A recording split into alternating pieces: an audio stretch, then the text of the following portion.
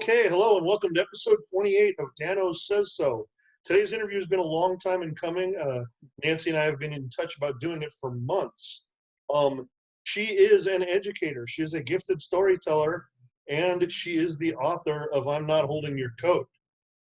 Nancy Barile, thank you for doing this. Thank you for having me. Absolutely. Yeah, you and I had good cause to talk earlier in the year, and I'm glad because it's always nice to not come into these things fully cold. But we would have been in a good position anyway. Once I read the book, right, there were a lot of times where I felt like I was reading about myself, right? And I'd like to kind of talk about those. First off, 2 Catholic school kids, okay? Secondly, our mothers shared a fascination, or at least an appreciation, for the peculiar human being that is David Bowie, and they caught that through osmosis through us. Right. You know, and then there's another one I'll get to after that. But first, let's get into the Catholic school kid thing. I know that you'll know the particular story I'm referring to, but were you a rebel kid? I mean, were you a troublemaker? Or? You know, as much as you could be a rebel in Catholic school, you know, in the book I talk about a situation where they used to make us wait outside for, you know, over an hour on like in a parking lot, essentially, Right. And they wouldn't let us into the building, you know. As a teacher now, I totally get that, you know. And that's on the East Coast. Is that even on the East Coast in the winter? That's in the winter, yeah. Jesus. So sometimes you'd be out there, you know, and it could be snowing, it could be raining, it could be like whatever, you know, and you couldn't go in. And so in 6th grade, I started a petition and, you know, I got everybody to sign it and, you know, to try and get into the building. And they thought that was just, you know, the most, I remember them telling me I was incorrigible. I remember that word and I didn't know what it meant in 6th grade. Mm-hmm. But I knew it wasn't good, you know, and Yeah. I looked it up and when I got home and, you know, and they were pretty angry that you know, I did that. But that was probably like my first act of rebellion. As I got older and more empowered, well, then I was, you know, sort of fighting for, you know, gender equality and things Right. like that, and standing up to some of the crap that I saw go on. But, you know, my dad was a Marine, so I didn't, you know, and I was terrified of him. So, you know, I wasn't quite the rebel that I was going to say, that I hope to be, you know. Yeah, I grew up with a very permissive mother, so there's where our paths, you know, single parent mother who was very permissive. So there's where our paths diverged. Yeah, see, you know, my dad was strict, and my mother sort of, you know, if my mother wasn't, you know, backing up with what my father said, then she was like sneaking around it with me so that I wouldn't get in trouble, you know. The Catholic school, you know, it's like super oppressive and draconian laws and rules, and I eventually you know, got kicked out. I got kicked oh, out. you did? Well, then you know. I got kicked out of Catholic high school. I made it through elementary. Yeah, that's good. That, you know, at least you made it that far. But, you know, I got in trouble for wearing transition lenses, you know, because you'd go outside because we could go outside for lunch and then come back in, and then and they'd be like screaming at me, take those sunglasses off, and I'd be like, they're my real glasses, and I'd be stumbling to try and get to my seat, you know, because I couldn't see, like stupid crap like that they just would get, you know, they would focus on. And you know, most importantly, what I didn't like about it was I don't think there were a lot of qualifications for being a teacher. You know, if you wanted to be a teacher, I think you just said, oh, I'll be a teacher, you know. And so some of the people that I had as teachers, you know, they didn't have subject content knowledge, they didn't have pedagogy, you know. Right. And so I had a couple of good teachers, but for the most part, you know, they always say there's 2 kinds of people that become teachers: ones that are inspired by great teachers, and then ones like me who want to be the anti-teacher. We had bad teachers, so we want to change that, you know, for kids coming up, and that's who I am. So. Right. I'm gonna hit you with something that you'll either be cool with me doing or you'll find it odd. But I want to analyze something about punk rock books and about books documenting hardcore. And some of them, there's some fairly straight autobiographical books out there and everything else. But by and large, there's a lot of oral histories on, you know, 80s and 90s hardcore and punk rock. Mm-hmm. And there are a lot of, you know, borderline coffee table books that are weighed down by photography. You unashamedly told your personal story at times when it did and didn't relate to punk rock. I don't know if you see it that way. But one of the more powerful things, and that makes it a page turner, and that doubt people see coming is it's very emotionally immediate and very things. I believe you end one of one of the chapters, or at least a segment in one of the chapters, with yada yada yada about all these situations, whatever. I was in love. Yeah. Right. And I remember I took a coffee break at that point, but I was all fucking wrecked. Yeah. Yeah, and I never want to be that kind of like navel grazing person, like okay. who thinks that her story is like, oh, my story's so profound, I want to tell it, but I just exactly what I hoped for happened with this book. And that's people like you, and especially a lot of women told me, you're telling my story, or I see myself in your story. And that was really the main purpose of writing the book, was that I knew that a lot of women especially had experiences like mine, and our voices were being silenced, to the point where people were saying, women weren't even there, and so it really aggravated me. And I mentioned this before, that I would write something, like tell a story in one of the hardcore Facebook groups, and some guy born in 1985 would be like, oh no, that didn't happen like that, you're wrong. Well, like, so I was there. Well, here's an interesting thing that people like me should be grateful to you for. I'm in my 50s. I was not, the Beatles still had a lot of miles in them when I popped, right? But it adjusted my thinking of what the East Coast was like at that time. I was very aware of key women participating in the scene in California, and particularly in the later 80s, when I was more involved with things in Northern California, there were even more playing a predominant role. But yeah, with the exception of a few names surrounding maybe the Discord scene, women were invisible to my understanding of punk rock, and that's to my fault, not to or to the way history is presented. But I liked getting a first-person revision. Yeah, that's what I hope to, tell it. I was at some pretty groundbreaking, cool shows and some pretty crazy shows. You had some legendary shows. Yeah, and so, I thought, well, let me put this down and document it, while I still remember it. And while, the people that could help corroborate it are still around to, to help me paint the picture. And so that's really what I wanted to do. And memories are fallible, and I hope I got it right, and I put like a little disclaimer in the end saying, like, like if I didn't, I'm sorry. I really did try to fact check everything, and I worked with an incredible publisher, Bazillion Points, who they have a fact checker on staff, and they caught a lot of stuff, talking about a record, and then they'd say, well, that didn't come out until July, and you're talking about it in June, and so interesting. Okay. I appreciated that. I appreciated that kind of like check. I wanted it to be as accurate as possible. Yeah. So. Doing the podcast, I've had people on screen with me informing me that the timeline in my head was wrong. Yeah. I've thought I was places I wasn't. I've thought I was places a year earlier or a year later than I was. And sure. What's fascinating to me, what that speaks to is when you first, started sniffing around this, did you ever imagine it would still be a central part of life 30, 40 years later? No, absolutely not. Right? No. Not in my wildest dreams would I ever think that people would be still talking about this. No. Right.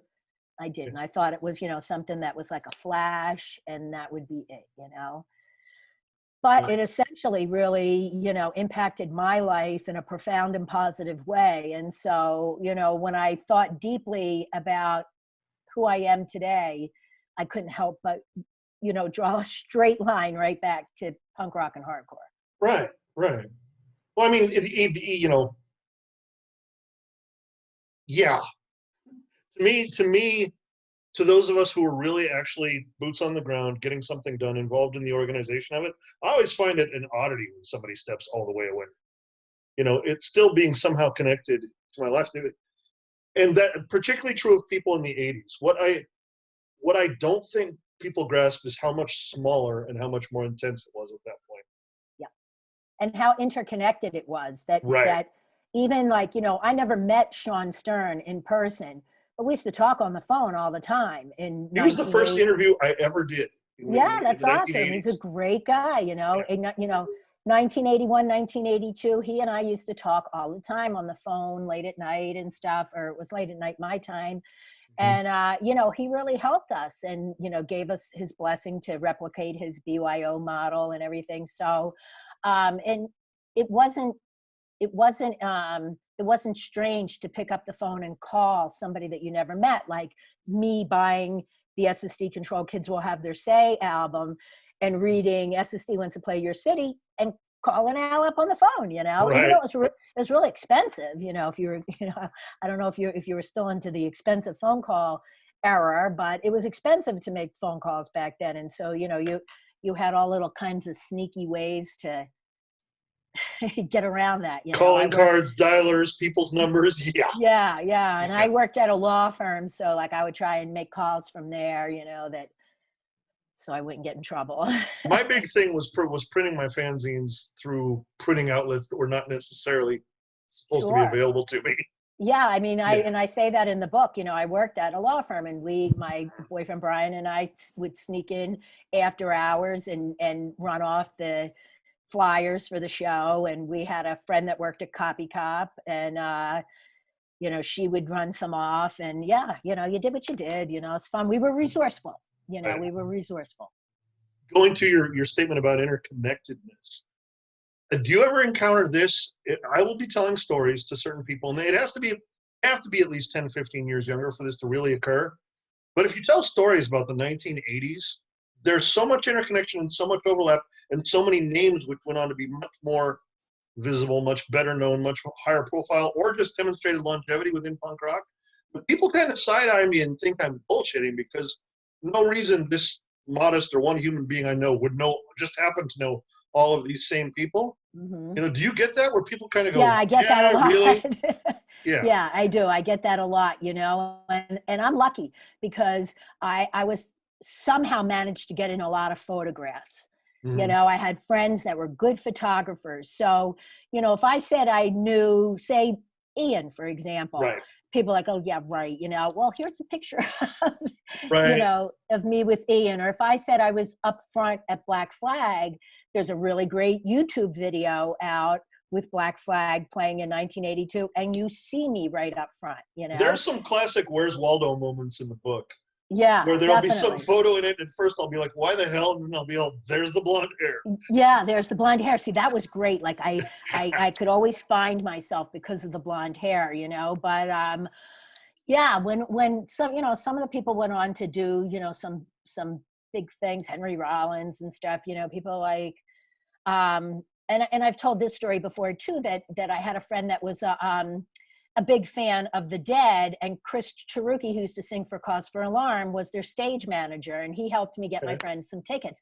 And my girlfriend, who I work with, she's a teacher, totally thought I was shit talking her when I told her Right. I'm the stage manager of, they were like, no way, or even like, Beastie Boys, like No. Yeah. Boys were Agreed. everywhere back in the day, and so, it's kind of fun, sometimes they think you're like name dropping or whatever, You know, but I'm trying to remember the context of it, but like one that goes even next stratosphere just because they're so revered is when you're talking. I'm remembering when you're talking about the Clash in the book, and I know yeah, you didn't get to end up seeing them, but yeah. let's touch down on that little piece of interconnection.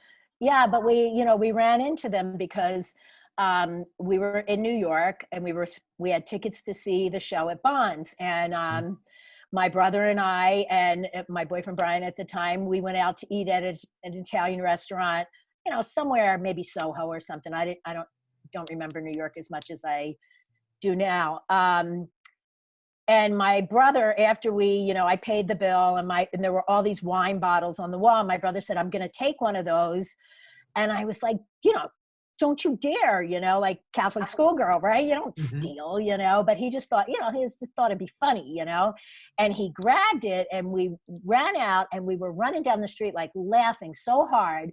And we literally ran right smack into Topper, Mick, Paul. Thank God Joe wasn't there, because I probably would have passed out on the sidewalk, and we were so tongue-tied and so amazed, and my brother wanted him to sign the bottle, but he could not articulate that request. So he was like, and then Mick just said, thanks a lot, mate. And they took off, and then we just fell on the floor dying, like, we just thought that was so cool, and, we didn't get to see them that night because the fire marshal shut the show down. So at least we ran into them. So you ended up getting more.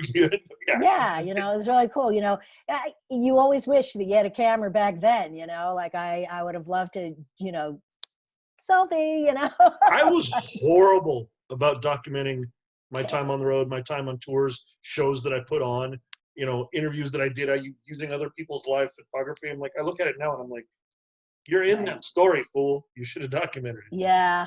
There's so much I wish I'm lucky I have as much as I do, because I had a lot of friends that were good photographers, but, I wish there was more. I want to do one more book story. The book is doing very, very well, but anything I can do to help it sell. I want to get you to do the first person on things that I enjoyed. I won't even give more details than just saying 3 Mile Island. 3 Mile Island, yes. You're the first person to ask me about that, so, okay.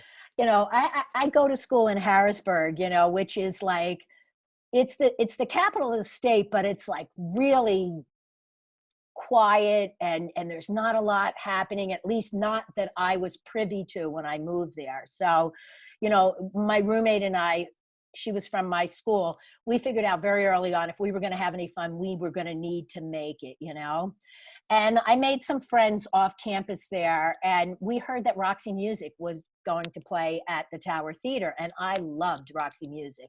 Okay. And so I talked to my friend Frank, and I was like, let's take the train and go see them, and he was, I'm down, like, let's do it, Now my parents, despite being 2 hours away, still had me on a very short leash, they knew every move I was making, and I was still terrified of my father, So this was like, I was sneaking around, and so about the Wednesday before I left for Friday, I'm watching TV and I see this, nuclear reactor and leak, and, and I'm like, this doesn't sound good to me. I remember it clear as day too. It's one of those where were you when Elvis died moments, But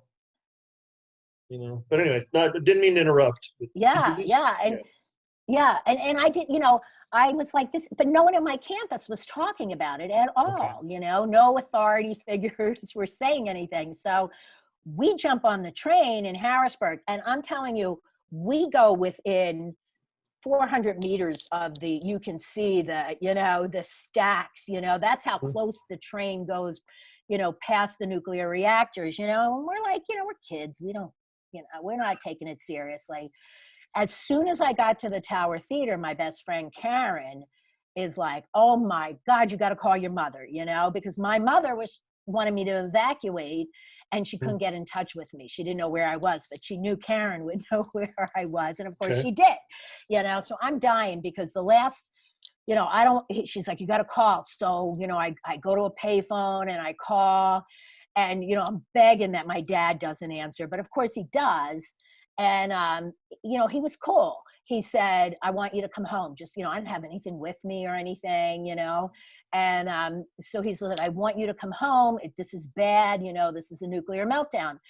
And so when he said that, then I worried about my friend Frank. I don't want to send him back to Harrisburg, So I was like, well, Dad, I got my friend with me. He's not a boyfriend, and my dad was just like, bring him with you, And so I did, my dad was really cool about that. And, we stayed there the weekend, but I was worried, about homework and papers I had due and library research I needed to do on campus. And, so I convinced them to let me go back. And then when we did go back, it ended up that, school was canceled, and almost everybody left except my roommate and me, and then the people that lived there locally. So we just partied the whole, we just had like a nuclear reactor, and every time I would get scared about it or think about it, I would just be like, we'll be okay. I love the idea of a nuclear meltdown equating to a snow day.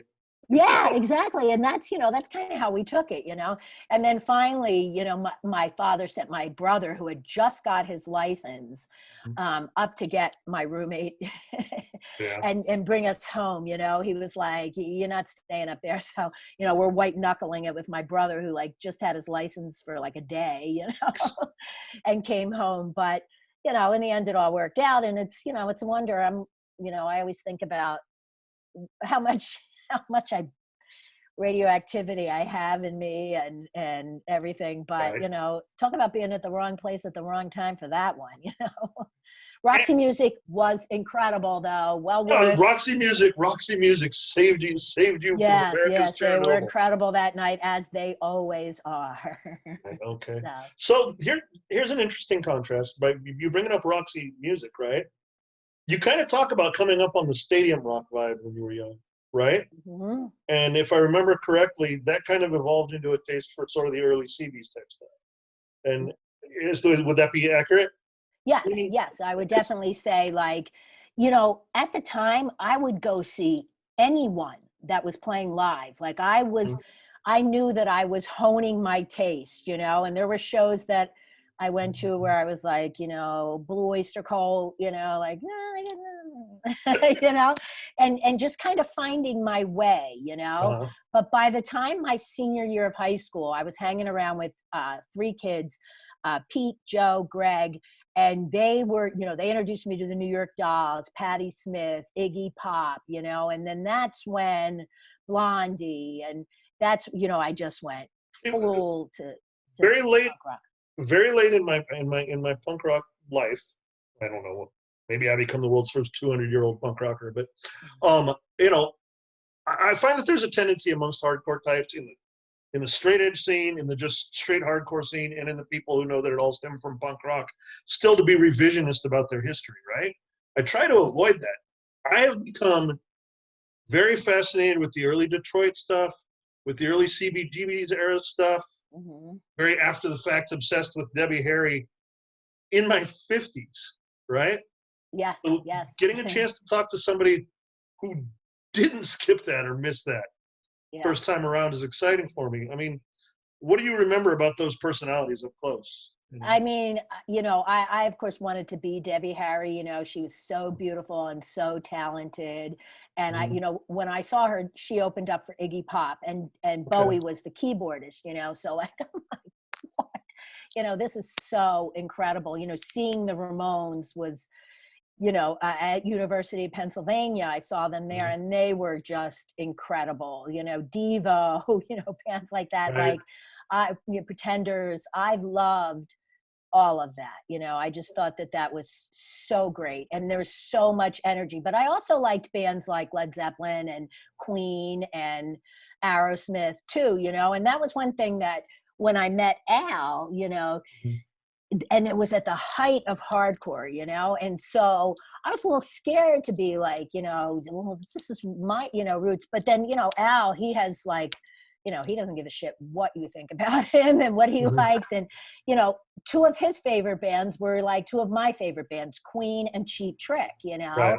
and so, and, he also liked AC/DC and Aerosmith. And so like, when he disclosed that to me, and then I was like, I have a kindred spirit Right. here, and so that was really powerful for me, that that he had this kind of similar background of loving a lot of rock and roll that I love too, so that was that was great. And we both still love Cheap Trick. Probably the maybe even the last concert we went to was Cheap Trick, and I got him into the meet and greet, so we have great pictures taken with Cheap Trick, because he's a huge Rick Nielsen fan, and kind of stalked Rick in Boston, and he even has one of Rick's sweaters that Okay. Rick gave him. Yeah, so yeah, I have kind of a wild background, but coming, finding out now that a lot of people had the same kind of upbringing that I did Right. musically as well, so that's kind of cool. Yeah. It's, I think about how people misunderstand the 80s, and it leaves me wanting to figure out and address how much I misunderstand the 70s. Hmm. Because I was an elementary school kid in the 70s. Yeah. You know? That said, us dating ourselves and establishing our dinosaur bona fides, um, I'm impressed to see that hardcore and punk rock are still here. I know that it is different than I understood it coming up. Do you think it is a realistic or even important thing for there to be any real kinship between what goes on in that music now and for people of earlier generations? As a musician, I've played shows where the bands where the primary draws were much younger than I was, and where I've found it odd. And I find that I much more enjoy myself in the 21 and over world or in these, small little caves that we can play. And it's only recently that I've started asking other sort of vets of this scene, is it even important to bridge the age gap, do you think? I mean, that's not my question to answer. If kids, can go and see Agnostic Front and connect to that band, even though there's a huge age difference, that's wonderful to me. If kids today can enjoy that music, that's great. For me, I sort of aged out of it in '85. I kind of just had enough. A lot of the bands that I liked had broken up. The scene was getting kind of silly, Mm-hmm. and so I moved on. And the next band that I liked was Guns N' Roses. Yeah. So I was a huge when Guns N' Roses first, early Guns N' Roses stuff. I was like, oh my God, this band is amazing, and they were, don't get anybody who says they weren't is lying to you. They were incredible in those early Appetite days. for Destruction is an exciting listen. Yeah, I They mean, and live, I saw them a couple times, live at that period early on, and then I remember, almost very quickly when they got to play Boston Garden, and kept us waiting for like 3 hours in a snowstorm. Mhm. They had already gotten bloated and overproduced, and were no longer any good. But they were great when they were really, And then Rage Against the Machine was a band that I just thought, oh my God, when I heard Rage Against the Machine, I still think that they're one of the greatest bands of all time. That goes back to the interconnected thing. I won't make this about me, but just an illustration for you. What's funny when you say that? That's an almost universal truth, and they seem to be the most beloved band for people to lift weights to in history and everything else, right? Absolutely, yeah. That genesis is in my little group of 10, 15 people, Yeah. and there's intertwined history there. Small went big, Nancy. It just did. Yeah, yeah, and I love that stuff. And bands like the Deftones and Soundgarden. I liked a lot of bands in the '90s, and then after that, I don't know if it's an age thing or whatever, but I don't think it is, because I have friends like my friend Charlie Carroll still listens to music all the time. I don't listen to any new music. Like probably 2000 is when that's the cutoff time Have you for ever heard me. of a band called the Murder City Devils? Nope. Okay, Murder City Devils. They sound to me like old Detroit punk rock with a Moog organ thrown in, right? And I think I'm somehow informed because I got really addicted to them a few years back, and they were all I was listening to and everything else, right? At that point, they had broken up 20 years earlier. That's like I'm just trying to relate. To me, that was a hot new band, and they were Yeah, already a yeah. cadaver I 20 mean, years. yeah, You get caught in your era. I get it. yeah, I hope that, like I love that, my students are into music. They listen to music nonstop. I always have to be like, take your earbuds out, take your earbuds out, because they're listening to music constantly. But it's not this music. They're listening to techno, hip hop, world music. That's what they're listening to. And like, if that speaks to them in the same way that, my musical past spoke to me, like, that's awesome. I'm happy about that. Well, the last thing I will ask you about is in releasing the book, over the last year, I'm imagining you're in touch with a lot of personalities you haven't been in touch with in a long time. And you're probably participating in a lot of conversations of a type that, well, we didn't have social networks. They didn't exist at all back then. But even just a level of debate and everything else that you probably didn't have to worry about for a long time. Has that been, besides the fact that it's great to have the book out, is that a positive experience? Yeah, but I actually stayed in touch with, a large period of time went by where I didn't talk to my Philly friends. Okay. And then maybe 10 years ago or 7 years ago, I had to do a presentation, an education thing in Philly. And I was like, let's get together, So we had a punk rock reunion and Nice. we had so much fun. It was like the high school reunion, that I, with a different set of people, and we had so much fun that we did it every year for a while, Nice. I was hoping we would have had a big party for that. So I had kept in touch with a lot of people, and Ian, would call Al and talk to Al. And when I asked him to help me frame the book, he was instant, like, come on down. Cynthia Conley, she came up here to do a thing with her book. And I helped her find a place. And so, like, I was still kind of in touch with a lot of people that, when Fugazi played in 93, I guess it was, they stayed at our house, So, I gotta think there's a lot of new voices in your ear though too, yeah? I mean, there's a lot of new female voices in my ear. Okay. There's a Facebook group that was started called Women in the Pit. And it's, no men allowed, like we, we talk and share stories, and some of the women that I met in there are, Lori Dawn and Dasha, and like these women are super talented and nice and supportive, like, the sisters that I wish I had, they're great. So meeting that group of women, and even there's a couple of women from New York hardcore, like right after I left, like Alexa and Stephanie and Daniela Page and stuff that I've become close to. And so I am really thankful for that sisterhood. That is like, to have all those people in one place to talk to, and, they're just incredible women. And when COVID goes away, I want to see what we can do with all that female energy that we have, Absolutely should. Yeah. All right. Well, listen, Nancy, this was a pleasure. I'm glad we finally got around to it. Yeah, me too. Thank you for having me. I really appreciate it. I shall put this to you. Shall we find an excuse to do another one sometime?